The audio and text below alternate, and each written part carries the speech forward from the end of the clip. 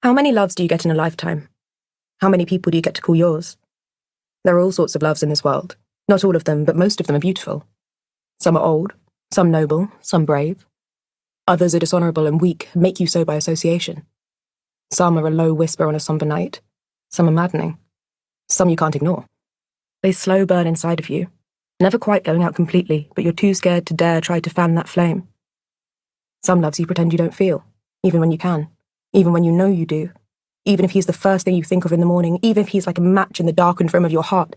Because loving something how you love him is a painful love that puts rocks in your pockets and melancholy in your eyeballs, and if time has taught you anything, it's that it doesn't matter. You'll love him forever anyway. Hey everyone, welcome back to my channel. I decided I'm going to do a bit of a reading vlog. I mean, I won't have clips of me actually reading, but I wanted to start giving you guys some updates on what I'm reading. So to the start of this year, I decided to just reread some favorites. I usually like to pack in a bunch of books in January and read 8 to 10 books in the month. But this year, or at least this month, I'm reading very slowly and it's going very well. I'm rereading the Magnolia Parks universe books and I'm having a really good time. And you guys know that I don't really like this author. I talked about it in one of my previous vlogs. And the thing is, I do think she's an author who does listen to her readers. A lot of the girls have been telling me she has apologized for certain things. She's pointed out certain things, corrected certain things. So at the end of the day, we do want a person who listens and who tries. So yeah, I mean, I still don't care for her, but I'm glad that she listens, she tries. And what I'm referring to is one time a year or two ago, or was it last year I think, she liked and commented positively under a person's video where they whitewashed her characters. And I'm just like, shouldn't she be pointing out to your readers no, this person is a person of color, please do not whitewash my characters? And I just didn't like that she didn't point that out to them. You can't encourage your fans to continue to be okay. But people have told me that she has talked about it, apologized and did this or that or whatever. She has also talked about the model on the new covers of the Magnolia Parks books, and it is a black model. And I think in the first book, in the first cover, the legs look a bit light. The legs look a little bit too ethnically ambiguous.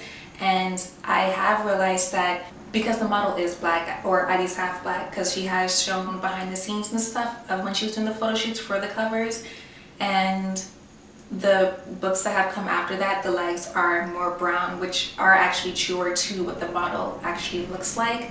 So she does listen, she does try, and that is what we want. Anywho, so yeah, I'm rereading the series and I'm loving it. I'm loving being back in this universe. I have only read the first 3 books. I read them, I think 2 years ago or 3 years ago. I don't know. I think it was 2, maybe 2.5 years ago. I don't know. But I read them physically back then, and now I'm reading them with the audiobook. Okay, I just wanted to get the books because I only own the first 3 and I have the original covers. I love the original covers and I love the original height. The new ones are taller. You can only get them from the UK. And I was thinking should I just get those? Because I don't want to get... Okay, so she's continuing to make the unique covers and she's also continuing to make the traditionally published covers. And the traditionally published covers are the ones with the legs, the human people on it. And then the original covers have these unique works of art. So yeah. Anywho, she is continuing to create the unique covers as the series goes on, but they're only in the taller sizes and they're only sold in the UK. Even though they're sold in the UK, I can still get them, but that height difference is gonna bother me too much. I wish she still had them in the short size, even though I love taller paperbacks. I love taller paperbacks way better than the shorter ones, but I already own these, so I want to continue with the same height. Anyways, that's besides the point. Let me talk about this book. This book is a mixture of Gossip Girl and a reality TV show. They're all rich, they all live in London, and they're all in toxic romances. And I absolutely love them. Everyone is in their 20s and early 30s kind of, because there is one character, he's 30 or 31, and there's another character, he's 29 but ends up turning 30 in one of the books. And then the other characters are like in their mid-20s or early 20s. So yeah, that's the age range here. So you can classify it as adult or even new adult. But yeah, love these books so very much. And they take place in our contemporary modern day time. And yeah, so as I'm rereading, I feel like that I just spoke so much, but it's okay, whatever. So I read the first book, loved it so much, and listened to the audiobook. Oh my goodness. Magnolia's voice is perfection. The narrator for Magnolia has the voice of what I pictured Daisy's voice to be like, and Daisy's voice has somewhat of a voice that I pictured for Magnolia, but I love how it turned out. Like, Magnolia's voice is absolute perfection. I love the narrator for her. The narrator for BJ, not my favorite.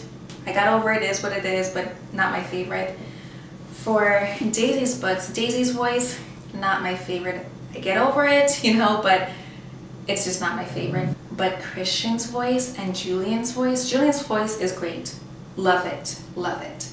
But Christian's voice, oh my God. Christian's voice, marry me, okay? Marry me immediately. His voice is just too good. Okay. Anywho, so yeah, I only have 2 hours left in Daisy's book for the audiobook, and yeah, loving it, having such a great time. I will say though, like, Daisy and BJ, they are cut from the same cloth, and I only say that because, oh wait, what book was I holding up? Okay, anyways, I say that because they both use sex as a way to handle their romantic relationships. Oh, that doesn't make sense. They use it as a way to cope with their breakups. That's how I'll put it. And it's like BJ, he'll have sex with random women, which is one thing, but at least with BJ, the women they have the same mindset as he does. Like, they're just in it for the sex. It's a one-time thing or whatever. Like, it's nothing emotional, nothing romantic. With Daisy, she had sex with men who were in love with her. Like, that is just so wrong. You know, it's not like she was having casual sex like BJ. She was with people who were actually in love with her.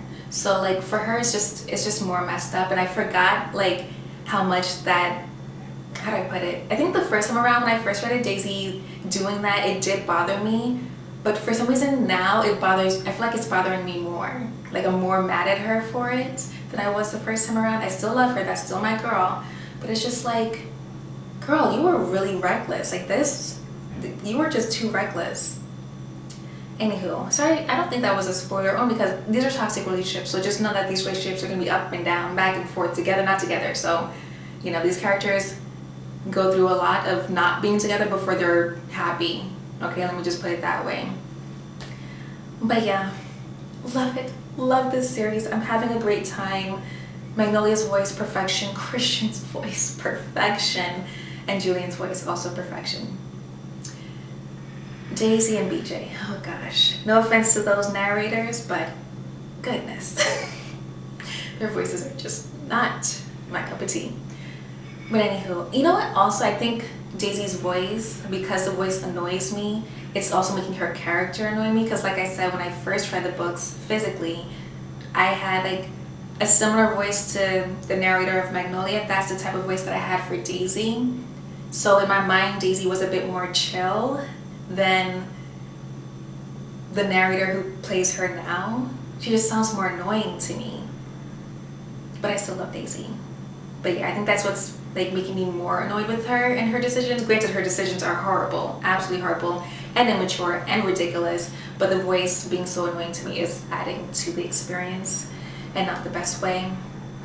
But anyways, that's all. That's my update, and I'll update you guys after I finish this one, I guess. Yeah, maybe I'll update you after I finish this one. And I do have fantasy books that I need to read, but I'm really having a good time being in this universe. So I have to think about that. I don't know. Or maybe I shouldn't read this one yet and read something else first and then come back to this. I don't know. But anyways, yeah. So that's my reading, that's my update. I just came from ballet, I showered, I changed. I got new glasses. Let me show you my glasses. I'm very happy about these glasses.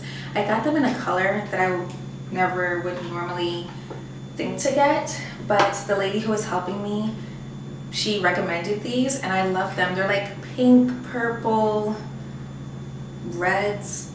Is that a yellow or brown or something? Kind of like a leopard print. But yeah, I can't see anything. I have my contacts on, so I'm just gonna look down because I might look cross-eyed because I have really bad eyesight and yeah, it's all a blur right now. But yeah, these are my new glasses. I hope they look good because I haven't really looked at myself since I've had my contacts on. But yeah, very happy about them. Okay, now I need to put my groceries away because I also went grocery shopping after I did ballet. Did I tell you guys I did ballet? Yeah, I did ballet. So I need to put my food away because for some reason, as I got home, I was like, okay, I'm just gonna shower, vlog real quick, and then put my food away. But I should put my food away first because there are things that need to be in the fridge and the freezer. But anyways, that's it for this clip. And hopefully I continue with vlogging and capture all of these moments, these reading moments. Okay, I'm talking too much. Okay, I was just looking at the footage and you can see how thick my lenses are. I mean, I got the thinnest lens possible because I have really bad eyesight. So when you have, if you don't know, when you have really bad eyesight and a really strong prescription, your lens will be really thick. So I have to get the thinnest lens possible. But if you don't know, when you look to the side of someone's glasses, you can see all the rings, and that tells you how bad someone's eyesight is. And I was just looking at the footage and I was like, damn, you could really see it. I mean, it doesn't bother me. My eyes have been bad my whole life. But yeah, they look really pretty. I really like how they look. Like, I think this is very cute. I would wear, because I never wear my glasses out because I always wear contacts, but I actually would wear these out. Like, I could wear them to work or something. Yeah, but anyway, see all the rings? That's how you know I have really bad eyes. See it? But yeah, that's all.